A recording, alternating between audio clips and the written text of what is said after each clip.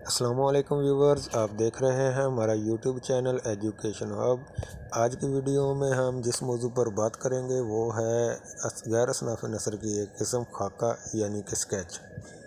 خاکہ کے لغوی معنی ابتدائی نقشہ یا ڈھانچہ کے ہیں اور خاکہ کھینچنا کے معنی ہیں کسی کی لفظی تصویر بنانا۔ ادبی اصطلاح میں خاکہ ایسی صنف نثر ہے جو مختصر ہونے کے باوجود کسی شخصیت کا بھرپور تاثر پیش کرے۔ اسے کسی شخص کی قلمی تصویر بھی کہہ سکتے ہیں۔ جس طرح ناول اور افسانے میں بڑا فرق ہے کہ ناول میں تفصیل بیان کی جاتی ہے مگر افسانہ بڑا مختصر ہوتا ہے، اسی طرح سوانح عمری اور خاکے میں یہ فرق ہے کہ سوانح عمری میں کسی شخصیت کی ولادت سے وفات تک کے حالات پیش کیے جاتے ہیں، مگر خاکے میں بڑے اختصار کے ساتھ موٹے موٹے خد و خال بیان کیے جاتے ہیں۔ سوانح عمری چونکہ طویل ہوتی ہے اس لیے اسے پڑھنے کے لیے وقت درکار ہے، مگر خاکہ ایک ہی نشست میں پڑھنے کی چیز ہے اور آج کا قاری وقت کی ہر ممکن بچت کرتا ہے اور تفصیل میں جانے کی بجائے اختصار کو زیادہ پسند کرتا ہے۔ یہی وجہ ہے کہ لوگ خاکہ لکھنے کی طرف زیادہ راغب ہو رہے ہیں۔ ایک عمدہ خاکے کی خوبی یہ ہے کہ زیر قلم شخصیت کی وضاحت، تراش، چال ڈھال، لباس، نشست و برخاست، طعم و قیام، پسند ناپسند بیان کرنے کے علاوہ اس کی عادات و اطوار اور کارہائے نمایاں اس طرح بیان کیے جاتے ہیں کہ وہ شخصیت قاری کی نظروں کے سامنے چلتی پھرتی تصویر نظر آتی ہے۔ خاکے میں ہم اس شخص کی خوبیوں کے ساتھ ساتھ اس کی کمزوریوں سے بھی واقف ہو جاتے ہیں، کیونکہ اگر خاکہ نویس کا قلم بے ساختہ اور شگفتہ ہے تو وہ زیر عنوان شخصیت کا حال حقیقی زندگی سے قریب رہ کر بڑے سلیقے کے ساتھ بے کم و کاست بیان کرتا ہے۔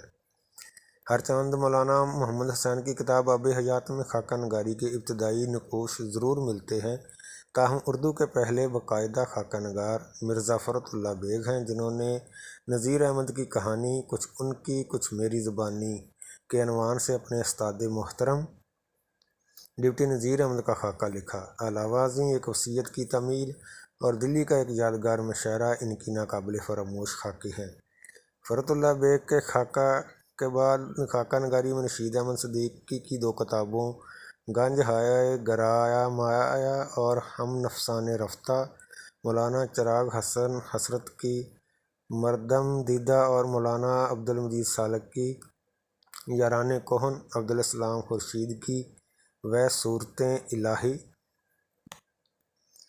جگن ناتھ کی آنکھیں ترستی ہیں، محمد طفیل کی معظم اور مکرم، احمد بشیر کی جو ملے تھے راستے میں، رئیس احمد جعفری کی دید و شنید اور شاہد احمد دہلوی کی کتاب گنجینہ گوہر کے علاوہ سعادت حسین منٹو کے لاؤڈ سپیکر، گنجے فرشتے اور ممتاز مفتی کی اوکھے لوگ کو اہم درجہ حاصل ہے۔